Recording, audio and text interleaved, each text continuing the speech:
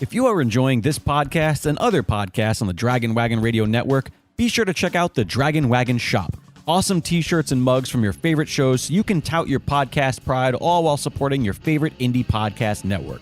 And make sure to check it often for new items and limited time designs. So shop now at dragonwagonshop.com and get your dragon swag on.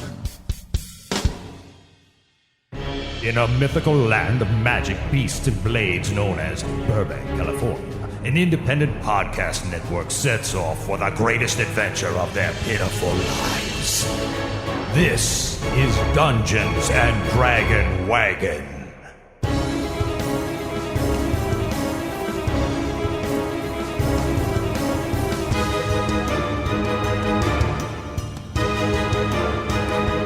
Hello and welcome to Dungeons and Dragon Wagon, the Rhyme or Reason, a D&D inspired homebrew role-playing game recorded and released out into the world for your entertainment, and I hope you are entertained.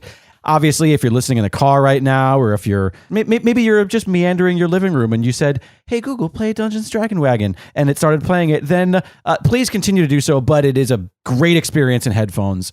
So if you can make that happen, do it to it. My name is Jake Lloyd. I am an actor, filmmaker, and host of podcasts like Elaborate and What the Heconomics. Find me on Twitter at LiquidJake, on Instagram at Jake Lloyd. And I am playing the half-orc fighter named Junk. Say hi, Junk. Hey, Jake, how's it going? How's everything with you? Everything's pretty good with me. Everything good with you? Junk, you seem a little on edge. On edge? No, I'm not on edge at all. You see, I'm actually feeling really good because I got this pipe and I smoked the stuff and it makes me feel really good. And then also there's this juice that makes my heart go real fast and makes me feel really great. Everything is awesome. Well, I'm glad to hear it. You deserve the energy. What? That doesn't make any sense. But of course, I am not here alone. With me are my acquaintances in adventure. To my left, she is a writer, a poet, and a friend to the animals. Find her on Twitter and Instagram at Alexandra Hoy. It's Alexandra Hoy. Bonjour. I feel like since day one, we've never spelled your name. Hoey. That's correct. I bet you people are always like, I keep typing in Alexandra H-O-Y. Like Chips Ahoy, but with an E. Or Ho and a Y. Oi or Hoey, which is what I thought it was when we met. And I was like, and some yes, of my family please. members say that is the pronunciation. But then an Irish man told me it's Hooey, so who knows? I think that's a bunch of hooey myself. She, of course, is playing the noble human ranger Adeline. Say hi, Adeline. Hello. How does this fine day find you? It finds me fine. Fantastic. To her left is the man with no foe. He is a writer and filmmaker. He is as tall as he is, let's face it, absolutely lost without me. Find him on Twitter at Matt_Hinkstman and on Instagram at mhinkstman. It's Matt Hinkstman. Buongiorno. I don't think that's how it goes. That's Italian. How you feeling today, Matt? Feeling good. Yeah, we got day 2 of our rainy day here. It's been great. In the Dragon's Den. There's a nice shadowy overcast. It's kind of ominous, yet lovely, which I think is fitting for what we're about to encounter. Mm-hmm. I'm excited. You are excited. I'm curious about how Maatzyn is excited because, of course, you play the Shadow Elf and Rogue Maatzyn. Say hi, Maatzyn. Hi. Maatzyn, wow, who are you? We've learned so much. There's so much more to learn also. Ooh, are you flirting with me? I hope so, because I like it. And back for part 2 of his chapter, our guest of Quest, we welcome the actor, producer, creator, and purveyor of the RPG channel Saving Throw. Find him on Twitter at Gadzook and on Instagram at Gadzook Films. It's Dom Zook or Dom Zook. Guten Tag. Yeah, you just explained to me moments before starting that I pronounced your name wrong in the first part of your chapter. Zook. I've always assumed it was a Zook because you use the Gadzook's handle. Right. No, I intentionally throw people off. You're devious. Yeah. Speaking of being devious and intentionally throwing people off, how did you enjoy your first endeavor playing Falling Star? Falling Star was, and still is, a ton of fun to play. Yeah. I like this character very much. Yeah, he's mysterious, and I feel like we don't quite know the extent of his abilities. You don't know the angle that Falling Star is at right now. No, I don't. But I look forward to finding out more. And in order to do that, we have to hand the reins off to the creator of these lands. He is a writer and sketch improviser, the host of Myth Understood. Find him on Instagram at the Paul Bianchi. It's the Paul Bianchi. Ni hao. I feel like we're all I over love the place it. here. We're Yeah. educating. Well, I'm happy to get down to brass tacks. We're going to get into chapter 9.2, The Untouched and the Merciless. And away we go.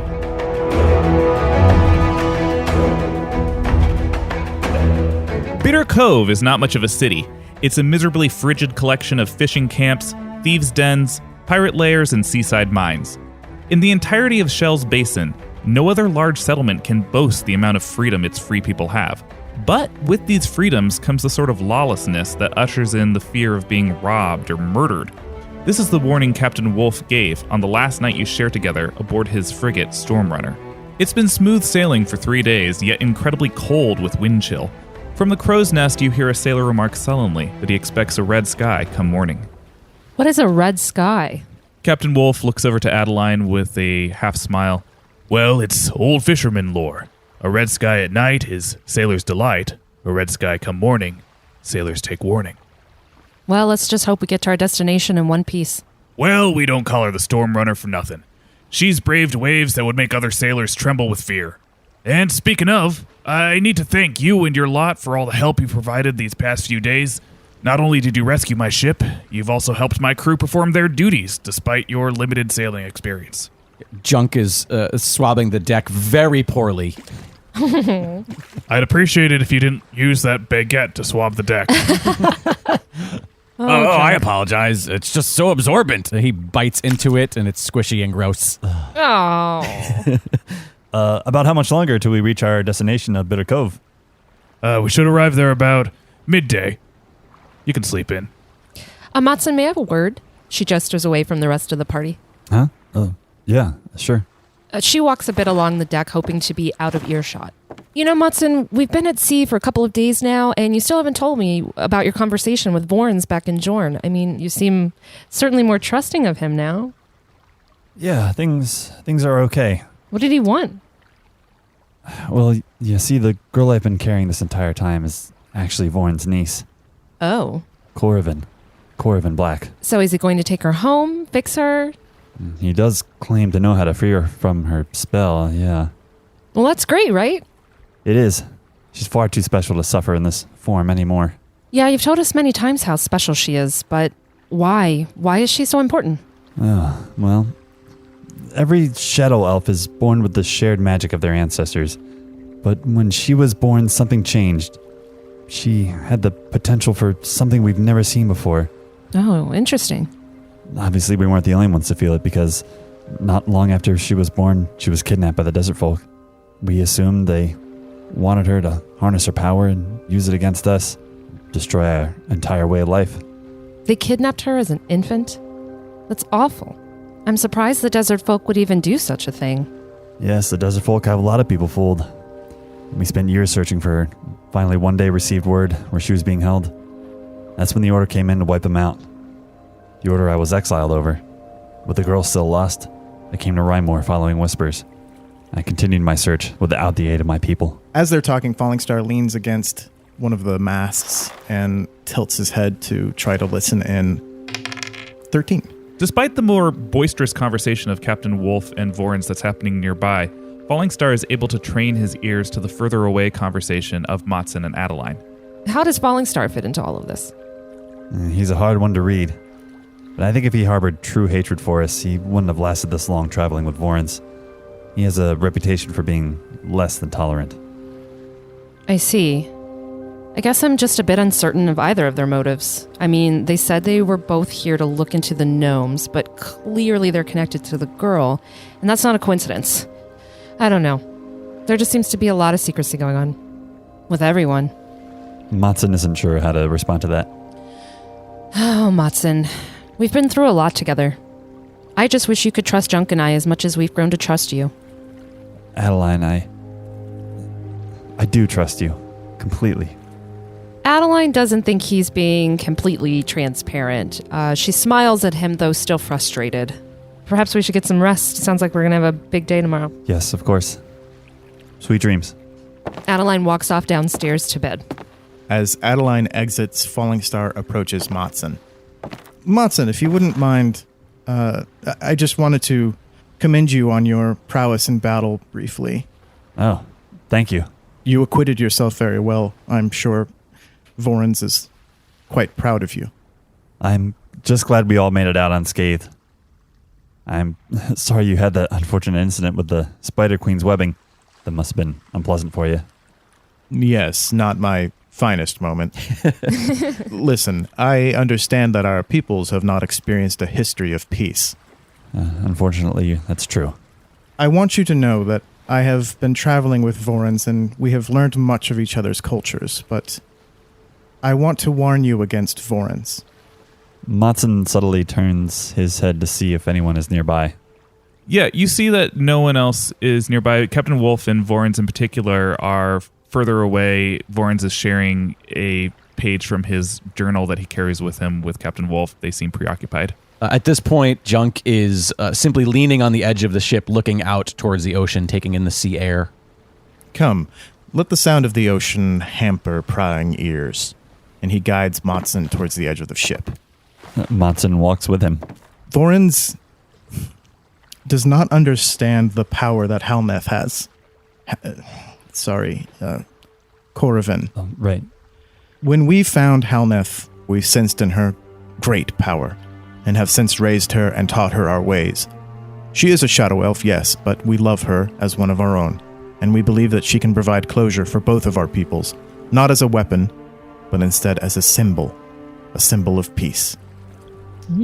It's kind of you to love her as one of your own, considering your people kidnapped her. And she will bring peace when she's found and returned to Morganfall. Yes, but with that said, I believe you know where she is, and I think you should protect that information. Please, do not give her to Voryns or to me. As much as we love her, I believe she is safer with you and your companions. Falling Star turns to look at Junk. At that exact moment that you look at Junk, a wave hits the ship, and Junk slips on the wet deck, and grabbing the rail, saving himself from falling off the edge of the boat. Eventually, he regains his balance, and noticing that they're looking at him, he gives a big thumbs up. Falling Star sort of shakes his head and turns back to the conversation. Well, I have to admit I'm surprised. You've given me a lot to think about. I will take your words into consideration. Thank you. Voryns Blacke didn't get to where he is by being forthcoming with everyone. As if to punctuate this thought, Voryns from the other side of the ship says loudly, intentionally even, "Why, yes, the Shadow Elves do have an anthem. Would you like to hear it?" Captain Wolf returns a quizzical look to Voryns. Sure, yeah. I was just about to go to bed, but yeah, I could hear your anthem. Our anthem speaks specifically of the loyalty Shadow Elves harbor for their homeland, their brothers and sisters, and their leadership, despite any hardship that may shake us of our convictions. It goes something like this. This land belongs to shadows.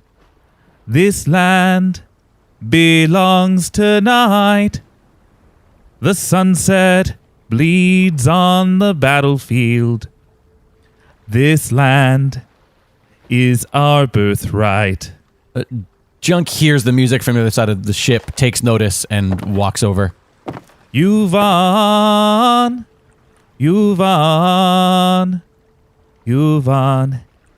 it's our birthright. Yeah, it's a pretty lovely song. I mean, not as lovely as some of the songs that Orny used to sing us, but still quite lovely. Maatzyn turns and starts clapping. Oh, it has been too long since I've heard the song of our people. My heart swells with pride. Oh, I was hoping you'd enjoy it. Well, yeah, it's getting kind of late. I'm gonna head below deck. Maatzyn is now confused and unsure even more than before. This desert folk person who, they're supposed to be sworn enemies of the Shadow Elves, gave him this piece of advice, possibly trying to help him, or maybe trying to fool him. He's not sure. He's ever more confused than before. Maatzyn salutes Voryns and heads below deck as well. Voryns gives Falling Star a slight smile and a nod before disappearing below deck. Falling Star lights his pipe and stays out for a little bit longer. before he goes below deck. As the night draws on, waves knock lazily into the side of the Stormrunner, rocking the party to sleep in their woven hammocks. They are awakened in the morning by a scuffling on the deck, the sound of crew members preparing for an arrival in Bitter Cove. When you emerge on the main deck, you can see Bitter Cove, though at a distance. It's very much how Captain Wolf described. Blackened shacks and decrepit stone buildings are caked with layers of old snow. Dirty fishermen and ne'er-do-wells patrol the docks, some circling like hawks. The fingers of pickpockets and thieves tingle with delight in anticipation of what they might steal. Land ho! Junk looks to Adeline. I always wanted to say that. The man in the crow's nest looks down at you with anger.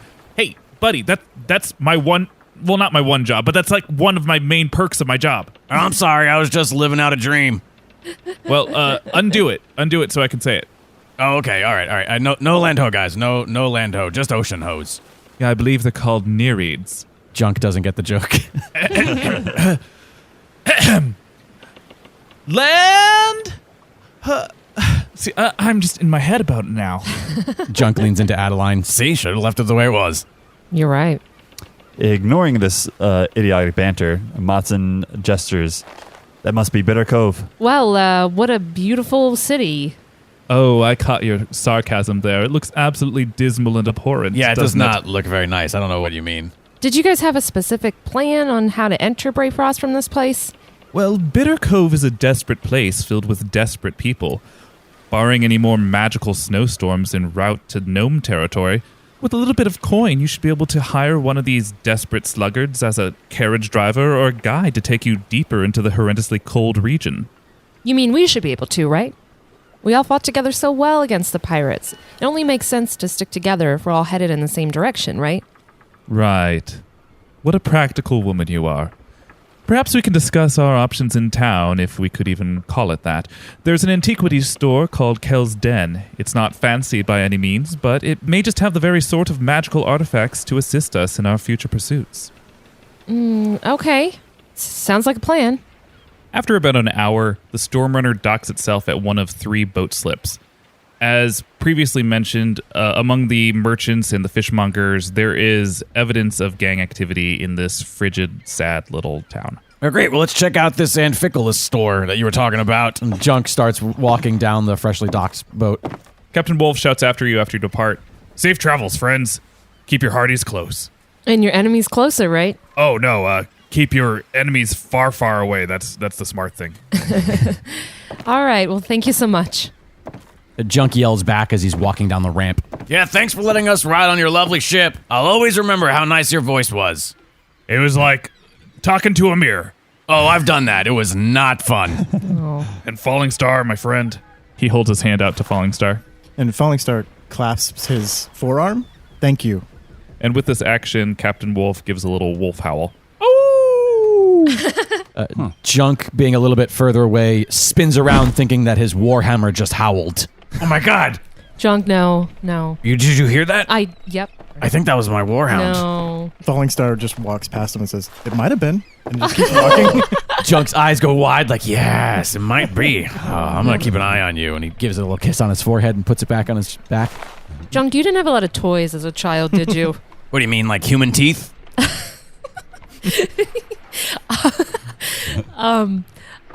Sure, teeth or a doll or a... Oh, I'm just messing with you, Addie. I had all sorts of toys. My mom would make me knives and hammers and swords and axes and spikes. Okay. She was an excellent blacksmith. All right, well, let's head on to this antiquity store. As Adeline starts charging forward toward the antiquity store, she wants to take a closer look around at the surroundings and get a lay of the land. It's going to roll for perception. That's a 17. Adeline gets a really good look at Bitter Cove. Beyond market stands in disrepair by the docks, there is an iron mine. Mine tracks travel all the way across town to the coal mine in the far back left corner.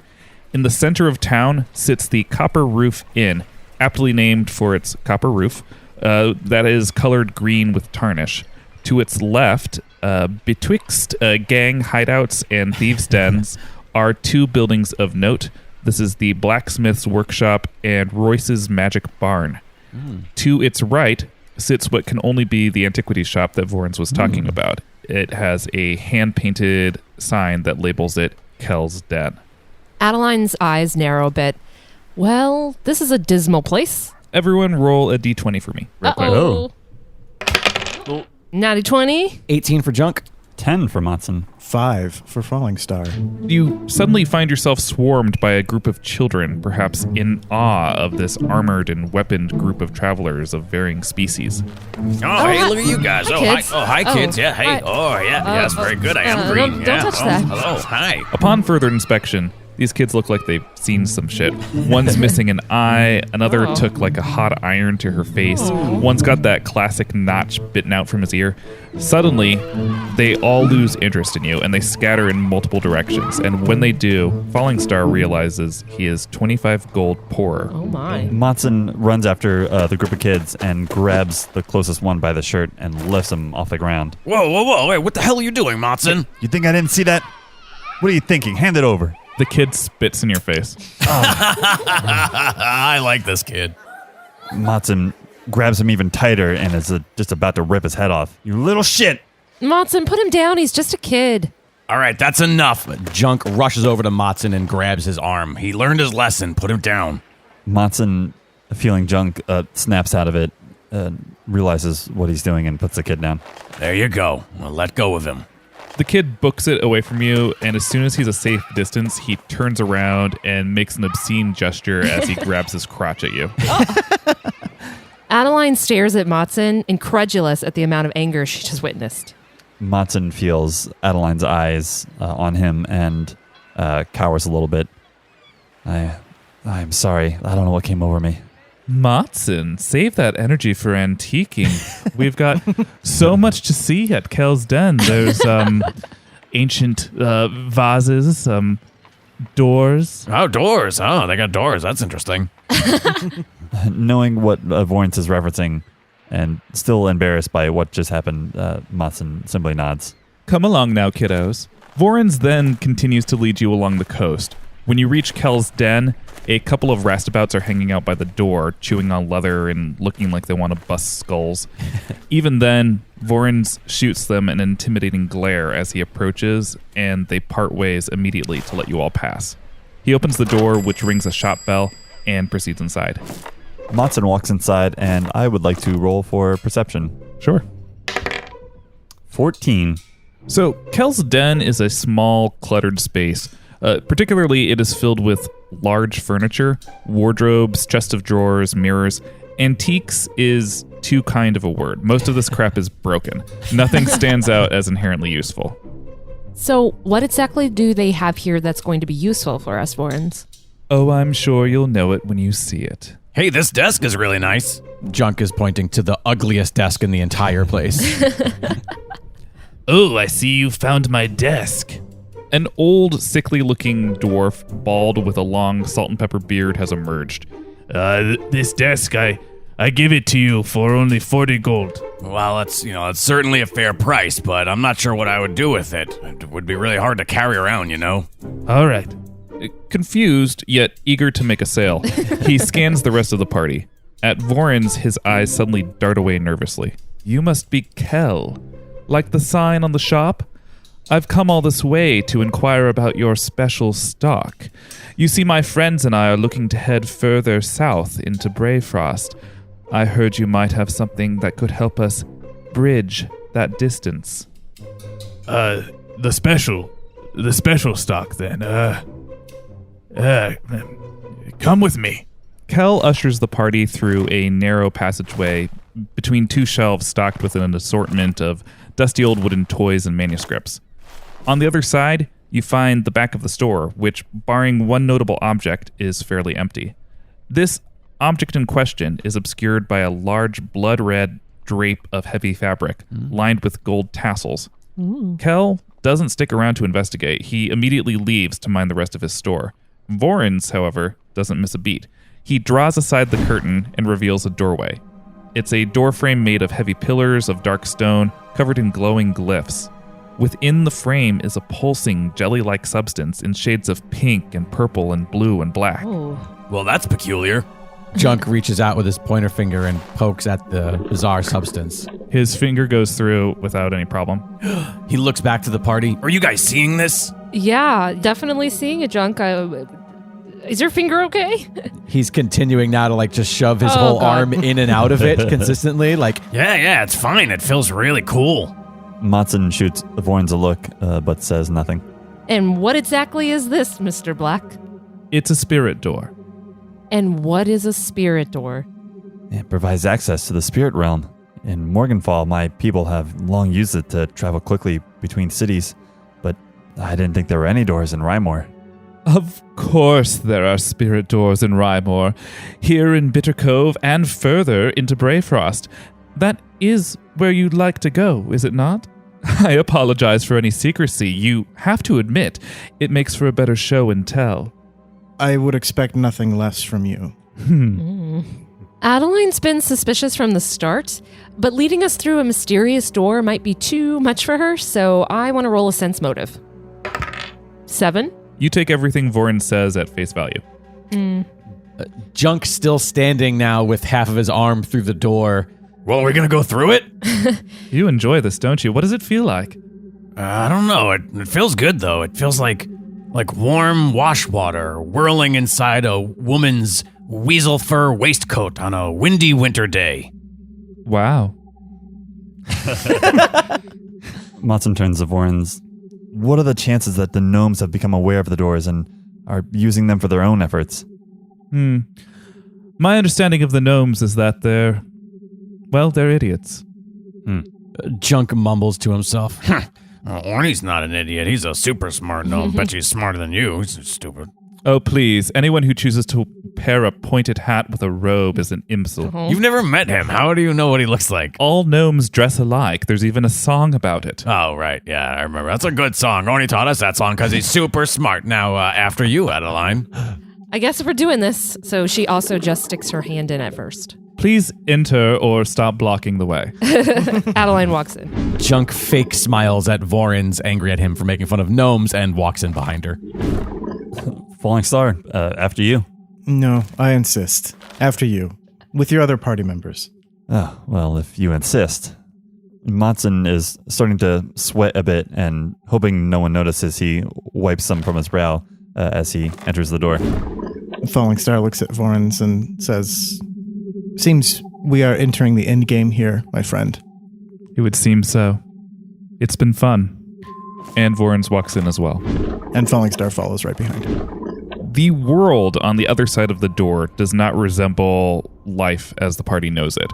The spirit world is thick with haze and terrain that reminds you of a cave, though warm and spongy and jellyfish-like in appearance, yet cold and firm to touch.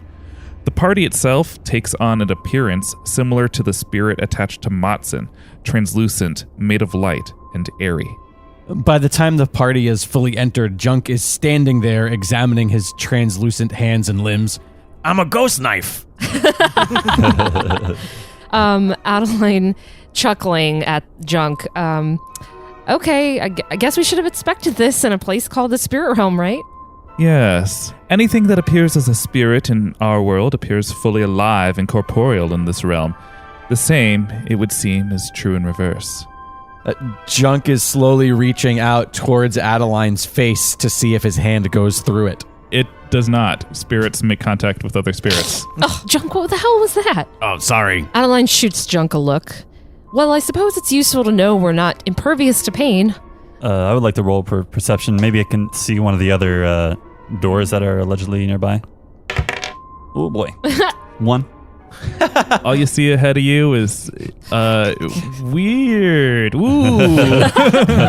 Maatzyn, I wonder, we're here in the spirit realm, and apparently you have a spirit that hangs out with you all the time. Did you feel anything? Maatzyn pats his chest. No, I can't say I feel any different. Okay, well, we can't just sit around talking about our feelings. We have to find a door to Braefrost so we can make it to Orny. And now I'll roll a perception to take a look around. For a 7. You see a tunnel ahead of you, but nothing else of note. Well, I see a tunnel over there. Maybe we should go to the tunnel. We should, however, proceed with caution.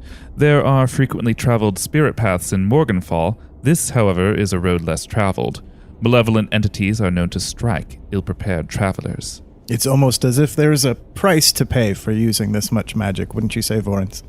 Can you really put a price on convenience? Yeah, you definitely can. And with that, Adeline walks off down the tunnel.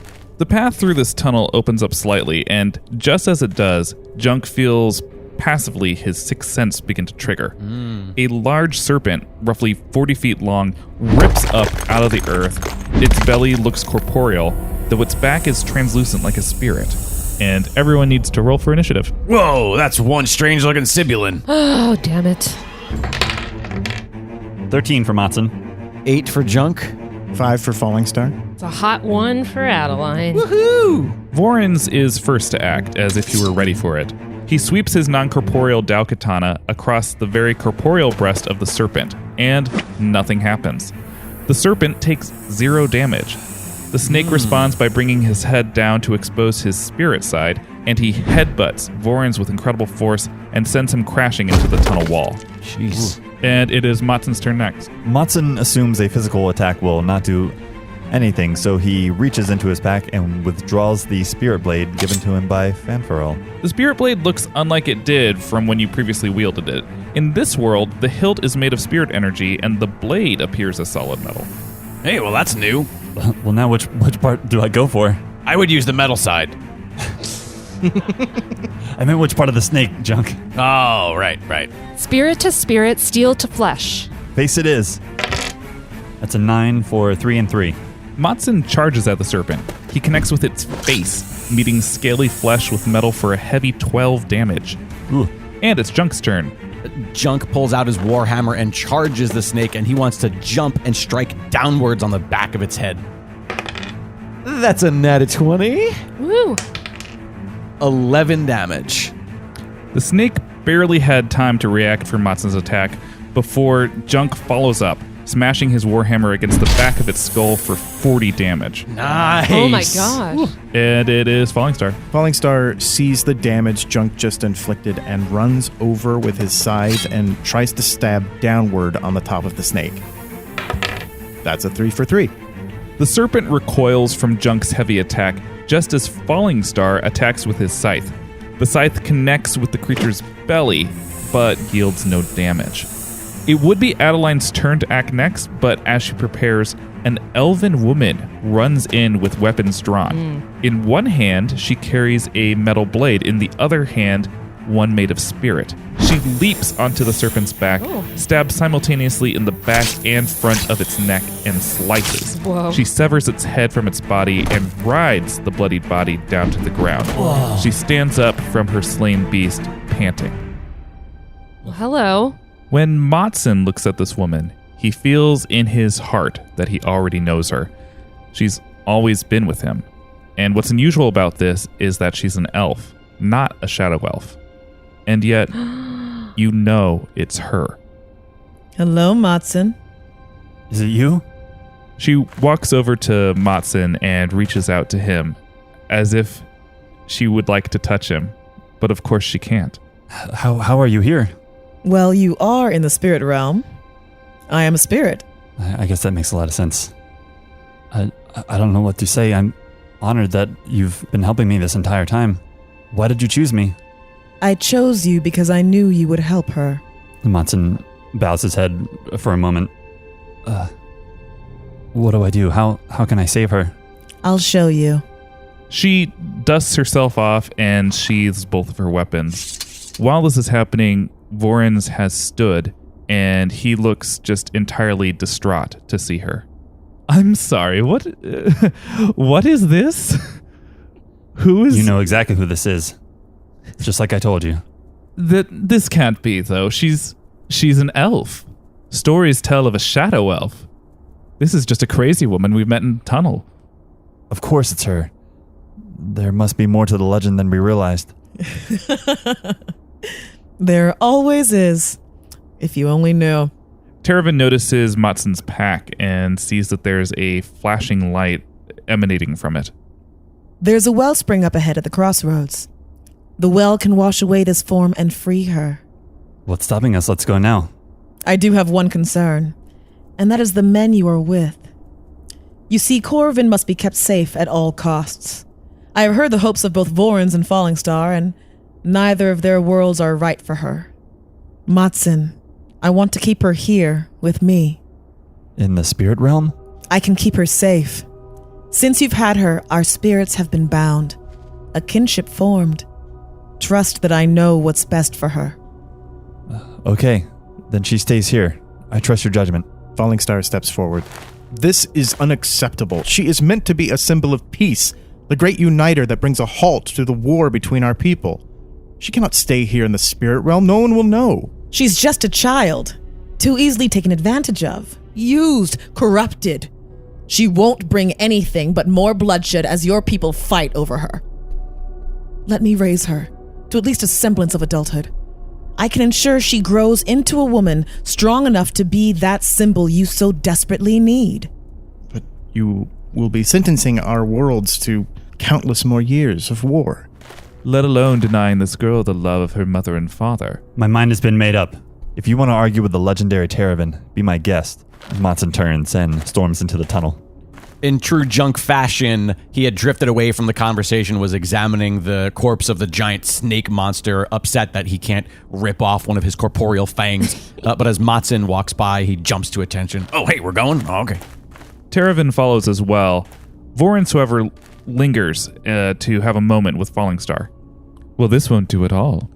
I'd prefer her in the hands of the desert folk than here in the spirit realm. What difference can she make here? That's my belief as well. Maybe Maatzyn's due for a surprise then. Adeline, upon hearing this conversation between Falling Star and Voryns, hastily follows Maatzyn with the intent to hopefully diffuse any violence. Terravan takes the lead and guides the party to the crossroads. There is no ceiling and nothing you would call a sky here, just impossibly constructed roads upon roads branching outwards into a hazy oblivion. Some have signage marked and scrawled on in various languages of magic. It's dizzying to look at. Ahead of you is the epicenter of this crossroads, where there sits a wellspring. Standing in front of it are 4 forms. 2 are translucent, 2 are corporeal. Maatzyn keeps walking steadfast, but want to roll perception, see if I know either of these people. 9. As you walk, it's easiest to make out details in the corporeal forms. As it turns out, they have very little. They are spirits constructed of magic, given form here in this world. They are faceless and look like they're made out of metal. The face of the person directly opposing you, however, is one that you will never forget. He is Voryns Blacke, the very man who plunged his claw ring into your neck and stared into your eyes as he extracted the magic that was your birthright. In fact, you catch a glint of this very ring. In this realm, it's neither spirit nor corporeal. It's a bit of both. Ooh. To his left, you recognize his wife, Vidya Blacke. You have no strong feelings about her.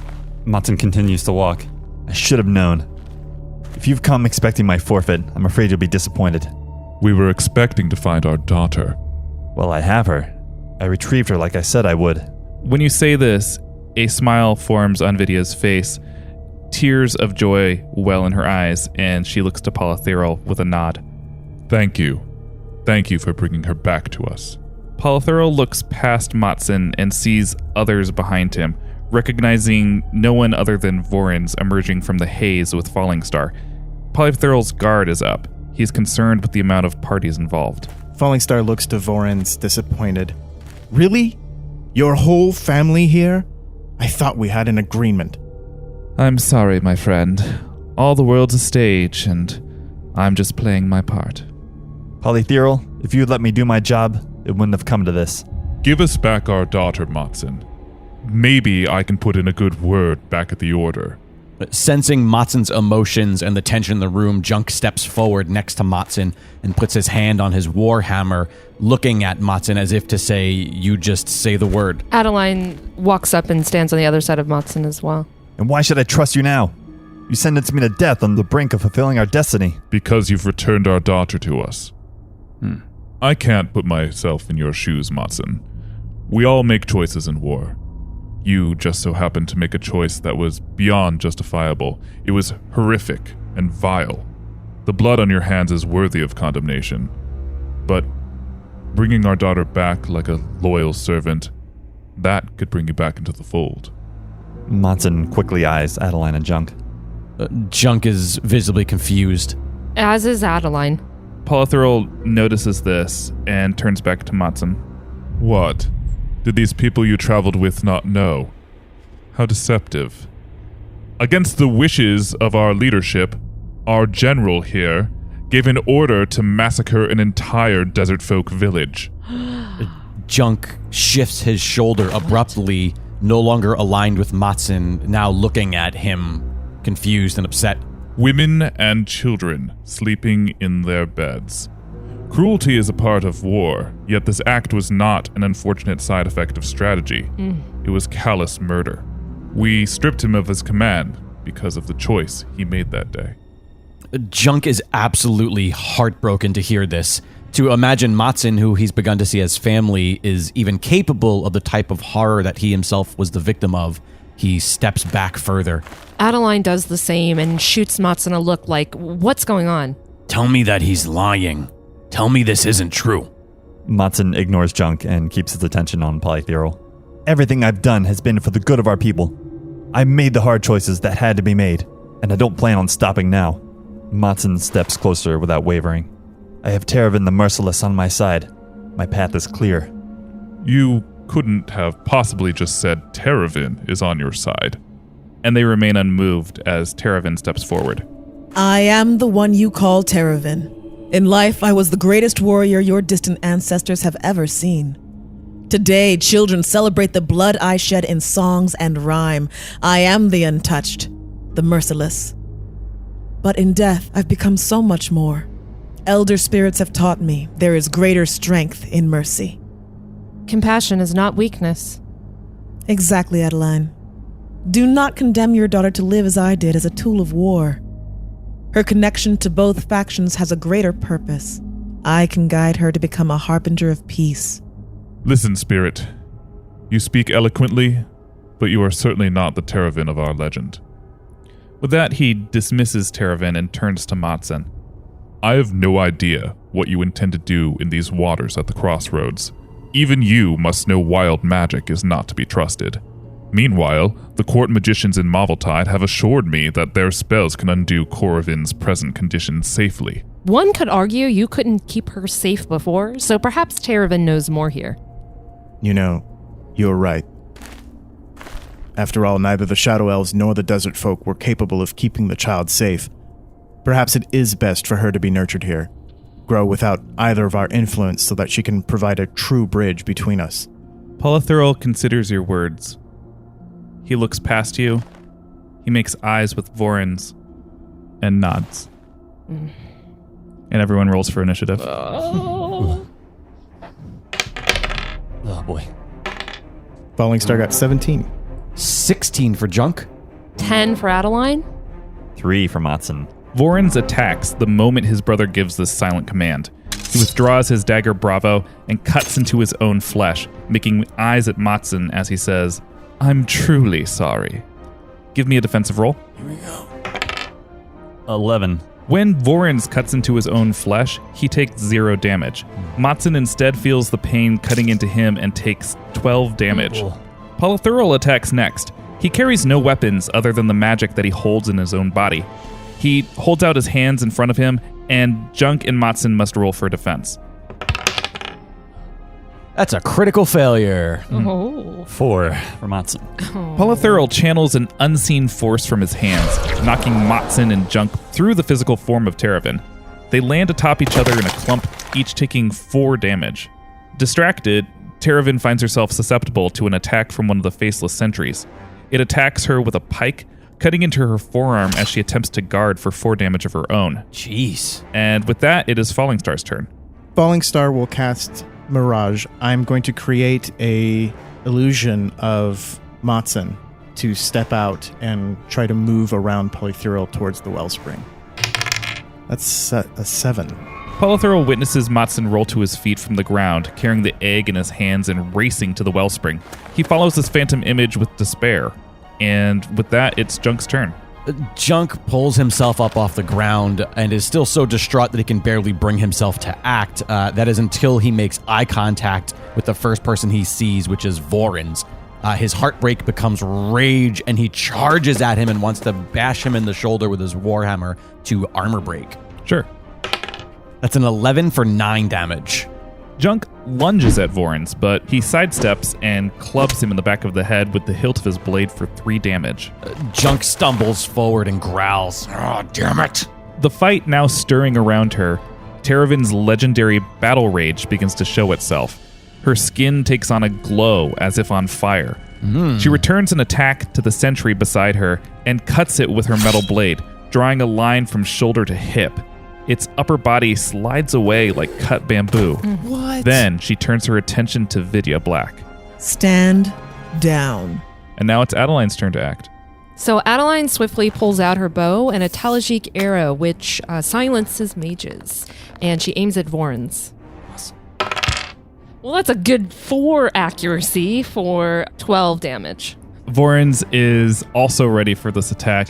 He swings his Dao Katana at your arrow and splinters the arrow in half, and the 2 arrows land on either side of the opening from the hallway that he's entered. Jeez. God This guy's damn it. incredible. The remaining sentry wields a pike ready to attack Teravin.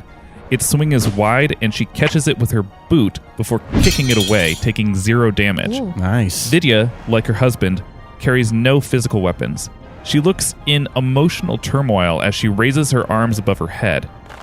Everyone is in her forthcoming area of effect, and thus everyone must roll for defense. Fantastic. 15 for Adeline. 13 for Falling Star. 10 for Maatzyn. 8 for Junk. She brings her hands down as fists. When she does this, floating faces made of black smoke form behind her. Ooh. Twisted and moaning, they are nightmare-inducing. The faces rip across the battlefield, leaving trails of smoke behind them. Yet only one makes contact. It tears through Junk's torso for 10 damage. Oh, what the hell was that? Is that inside of me now? And it is Maatzyn's turn. Maatzyn leaps up and, hoping luck is on his side, throws his hands out towards Polythurl and attempts Memories of Magic. 3. Memories of his prior magic again channel from Maatzyn's mind to his hands. An oddly fond nostalgia accompanies this one, childhood memories of a festival. Sparks shoot out from Maatzyn's hands, but these are whimsical, not the sort that would cause any real damage. Even with Maatzyn's hands at his sides, they continue to spark until they burn out. Meanwhile, Voryns is standing right in front of Junk, and as he's about to attack, Junk needs to roll defense. That's a 3. Oh, no. Voryns' sword swings so fast, Junk's not even certain what happened. Suddenly, the head of his warhammer thunks against the ground. He remains holding his warhammer, but his right arm lays on the ground, severed from his body. Junk looks down to his arm on the ground, looks up to Adeline, who he catches eyes with, and then over to Falling Star, and then back to his arm. Well, that's probably not good. This surprisingly only did 6 damage to you, and Voryns looks back at Junk with a look of delighted surprise. In the real world, this abscission would have been accompanied by shock and rampant blood loss. Here in the spirit world, the only shock is the visual shock of losing a limb. Oh, I prefer this. So much cleaner. Yeah, easier for you to say. How am I going to wipe my ass? Polythurl notices at this time that the Maatzyn he was trailing is in fact a mirage. He turns away from it in contempt towards the actual Maatzyn. He holds his hands out again, and Maatzyn needs to roll a second defense roll. Oh, boy. That's a critical fail. Oh, fuck. Polythurl extends his hand to the ground. A tendril made out of spirit energy whips up and pulls you forcibly onto your back for only 1 damage, but it will hold you there until you find the means to escape. And it is Falling Star's turn. Falling Star looks around at the trouble the party is in. He looks at Junk with one arm, at Maatzyn, who is on the ground, incapacitated. He takes a deep breath, closing his eyes, and once again reaches down, digging deep into the earth to draw whatever power as he can in the spirit realm and is attempting to turn back time. What? And that's a 7. Floating glyphs appear in front of Falling Star's body in a circle. He holds his palm out in front of him and shifts the glyphs counterclockwise. Polythurl fails to dispel this magic, and it affects his last action. The spirit tendril recoils from Maatzyn, and he returns from his feet and regains 1 HP. Moving backwards, Voryns next also fails to dispel this time magic. Junk regains 6 HP, his arm flies up from the ground and connects with his shoulder. Falling Star just kind of clenches his fist to stop right there. Of all of the things that Junk has experienced in the months of traveling, this has just topped everything, witnessing time reverse. He flexes his hand, smacks his warhammer in it, looks over to Falling Star, and just gives him the biggest smile, like, oh, we're going to fuck shit up now.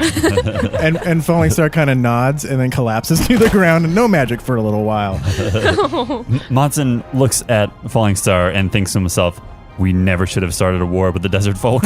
Ooh. And it is Junk's turn to act. Junk, now filled with rage that Voryns cut his arm off, notices that there is nobody else near them, smiles at him devilishly, and rushes in for a good old-fashioned rage wind. All right. That's a 9 for 7 damage. Ooh. Voryns' cocksure grin turns into one of worry as Junk proceeds to club 4 times, dealing 6, 24 damage total until Junk gets dizzy and they both fall down. Teravin's eyes are locked on Vidya Blacke as she tosses her metal blade through the chest of the remaining sentry. It sinks to its knees, defeated. She holds her spirit blade to Vidya threateningly, daring her to make a move. And it is Adeline's turn. Seeing that Voryns is vulnerable, she aims another Talajic arrow to hopefully silence him. So 13 accuracy for 6 damage. Though Voryns is on his knees recovering from Junk's assault, he sees the Talajak arrow fired and he quickly pulls Junk in its path. Junk takes 6 HP of friendly fire damage. And it also silences any magical attack that he might do. Shit, sorry, Junk. Junk pulls the arrow out, throws it to the ground, and looks to Adeline, gives her a wink. Vidya is readying another attack, and so everyone needs to roll for defense. Falling Star got 18. 10 for Junk. Once again, Maatzyn rolls a 3. And I get a hot 1. Oh, jeez. Vidya, undeterred by Teravin's blade, conjures a velvet bag in one hand. She opens it with the other, and a dozen ornate daggers fly out in several directions. These daggers strike Teravin, Adeline, Junk, and Maatzyn for 6 damage each. And it is Maatzyn's turn. Maatzyn pulls out the silent arrow he got back at Sansi Village and wants to stab Vidya right through the chest. Damn. Oh, wow. Okay. 13. Vidya is unsure of what Maatzyn is going to do with an arrow and no bow, but when he swings at her, she holds up 2 hands to generate an energy shield. Maatzyn's strike is so strong that it cracks her shield before it flickers and shatters.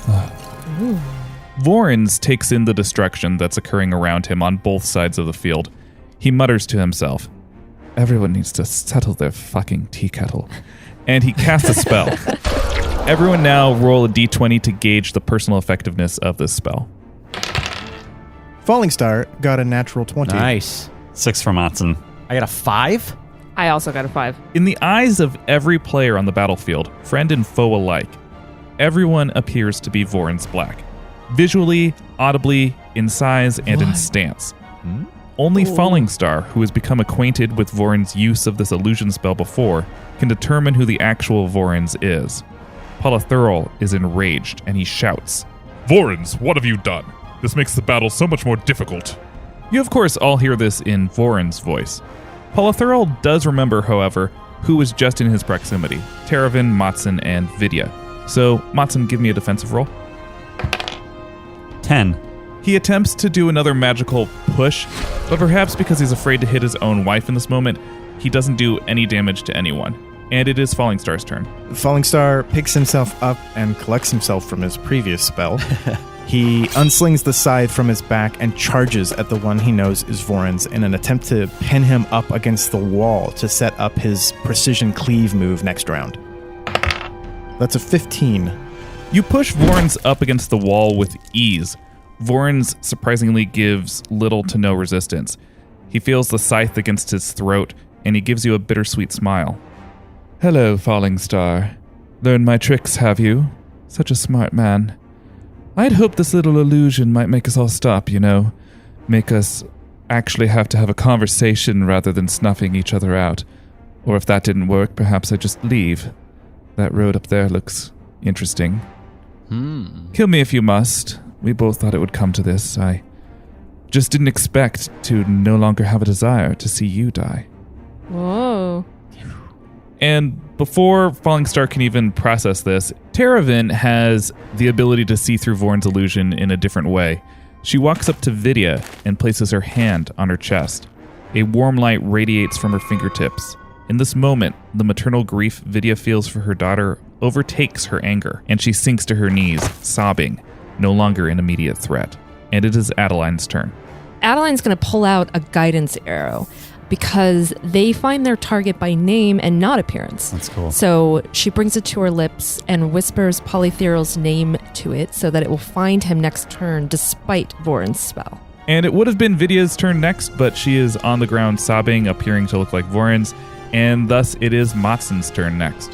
Maatzyn, seeing an opportunity and growing impatient, leaps into the wellspring and quickly removes the egg from his pack and lowers it into the water. Maatzyn sinks into the wellspring. It's much deeper than it let on from the surface. Beneath the water, the egg starts to bubble excessively, like a chemical reaction, in shades of red and orange and yellow. Maatzyn emerges on the surface, as does the little Shadowelf girl, sputtering and coughing. She does not appear as a spirit. She is corporeal. Maatzyn watches in amazement as this transformation happens, but is in shock at her form. Corvin, do you hear me? She gasps, holding on to the side of the wellspring. She doesn't answer you because she's either overwhelmed by her current situation or doesn't recognize her Shadow Elf given name. She is wise beyond her years and remarkably calm, and while she sees you and her mother and her father uninhibited by Voryns' spell, she doesn't recognize any one of you. With wide eyes, Maatzyn has completely forgotten about everyone else in the space, and Maatzyn reaches again into his pack and pulls out a claw ring similar to the one that Voryns and Polytheral have, and he slips it onto the ring finger of his right hand. What is yours will now be mine. Maatzyn? It is Voryns' turn. He watches the occurrence at the wellspring, still restrained by Falling Star. Look, Falling Star, there's our girl. As corporeal as Teravin here in the spirit realm. Looks like none of us will have her. Voryns dispels his illusion spell, and we all fall out of combat. Everyone's attention now is on Voryns Blacke, aka Helneth. She remains in Maatzyn's clutches. Maatzyn, what are you doing? Maatzyn holds the ring up right to the girl's throat. Don't try to stop me now. I've come too far. Teravin is close behind you as well. She looks down at you and the girl. Is this really why you've come all this way? To take the inheritance of this poor girl? Maatzyn is fighting back tears. A shadow elf without magic is nothing. With her power, I can beat everything. And Maatzyn still can't bring himself quite to do it, but he's getting closer and closer.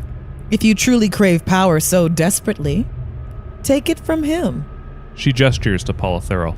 Hers is a power like no other. Maatzyn, you clearly haven't been honest with us about who you were, but I know who you are now. You can't do this. Listen to your friend, Maatzyn. No, I have to. Maatzyn finally lowers his hand.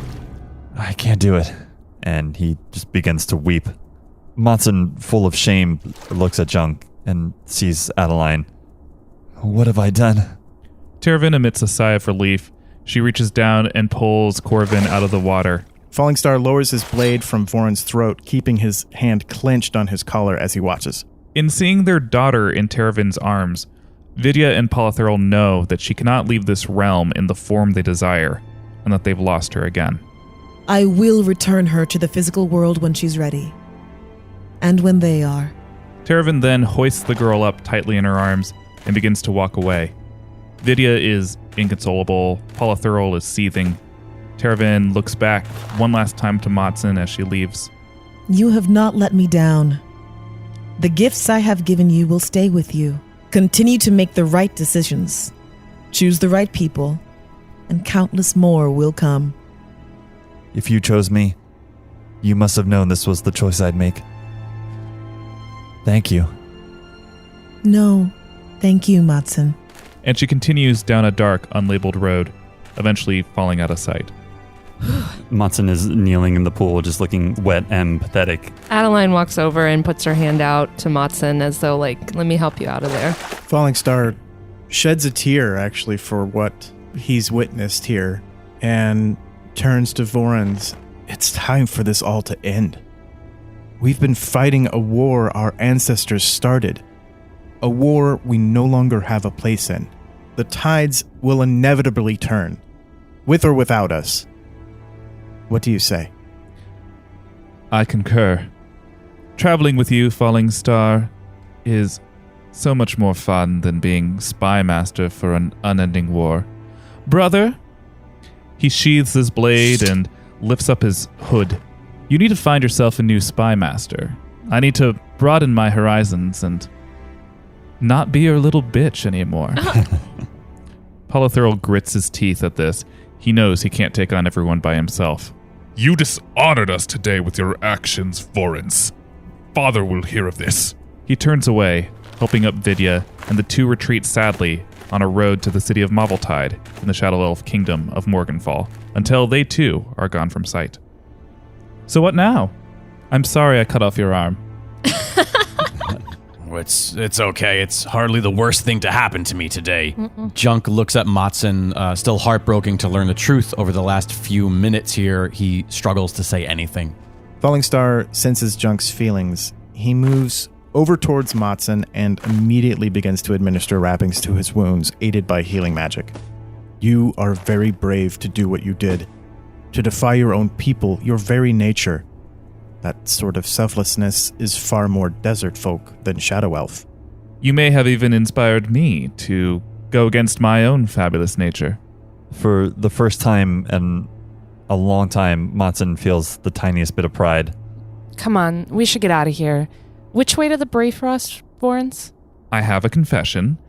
I may have stretched the truth a teensy bit concerning you using the spirit door to take you further south. These roads won't be of great use to you. So you're saying it's back through the antique store for us? That's what I would do. Okay. Well, that's what we'll do. Junk looks at Maatzyn solemnly, clearly still heartbroken, and then he turns to Falling Star and Voryns and his mood shifts. Please say that you'll be joining us. Ever since parting with our friend Orny, we've been pretty worse for wear.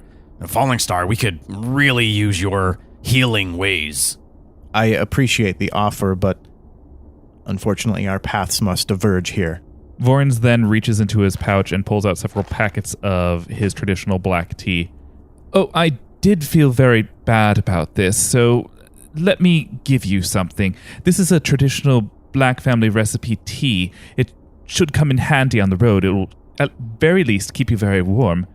Junk takes the tea and cracks a smile and begins to hand packets to the rest of the party.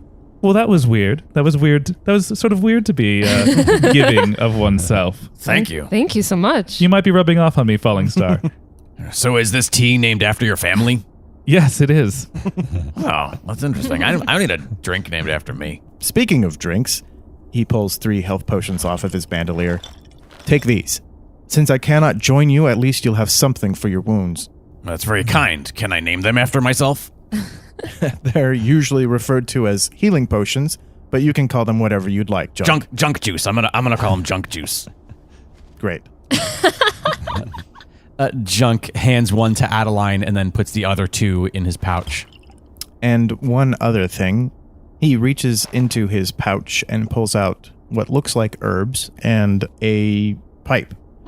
And he hands him this and he says, I think you might need this as you go. That's an incredibly generous gift. I'm sorry I don't have anything for you. I've learned much from you. I that's enough. Junk puts the herbs in his satchel, but puts the pipe in his mouth and begins to mimic smoking it.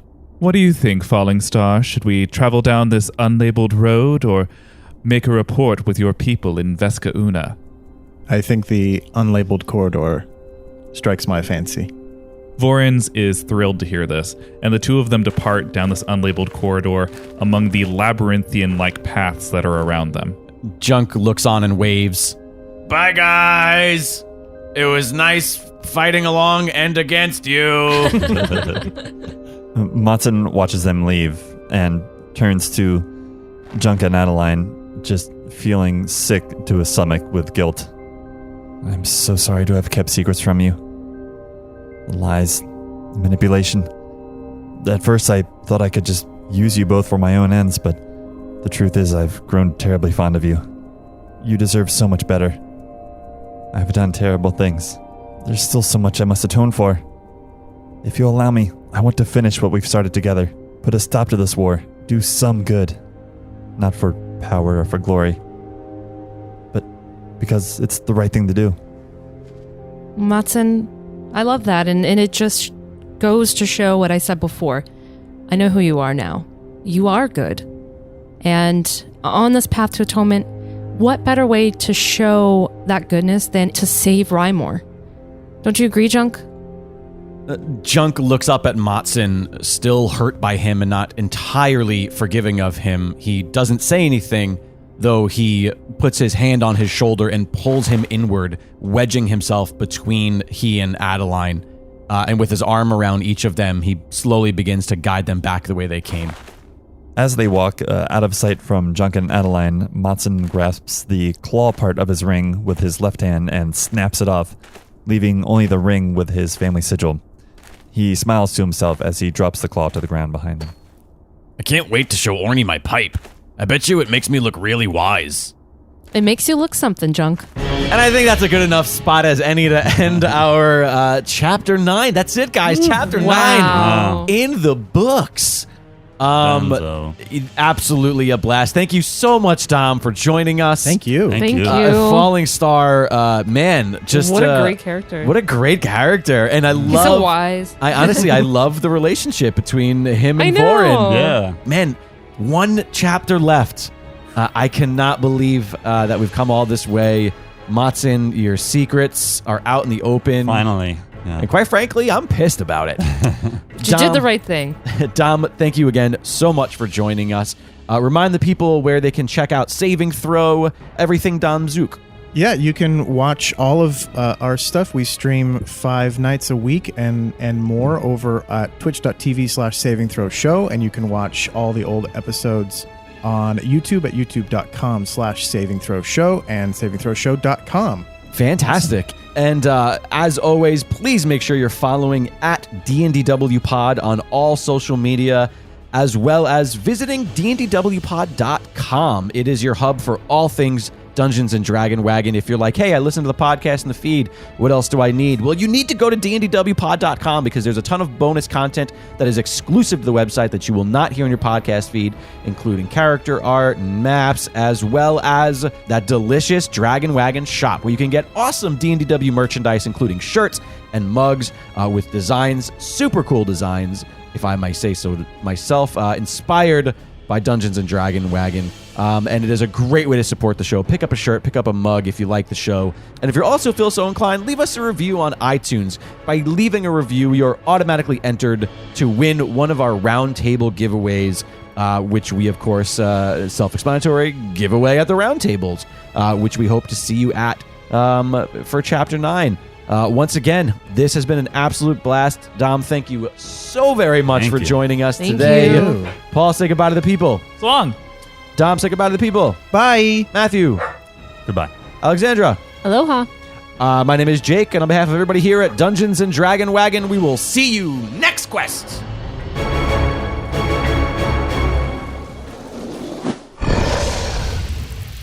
It's Dragon Wagon. Hey, thanks so much to Alex Marshall Brown for voicing the legendary Terraven and bringing her to life, kind of. You can find her on Instagram at Alex Marshall Brown, and be sure to check her out on the Bright Sessions podcast.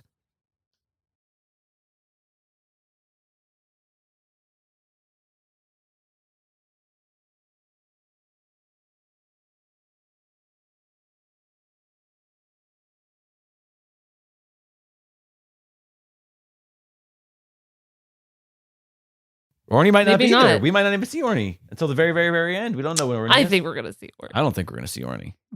He's out there fucking shit. Horny Orny.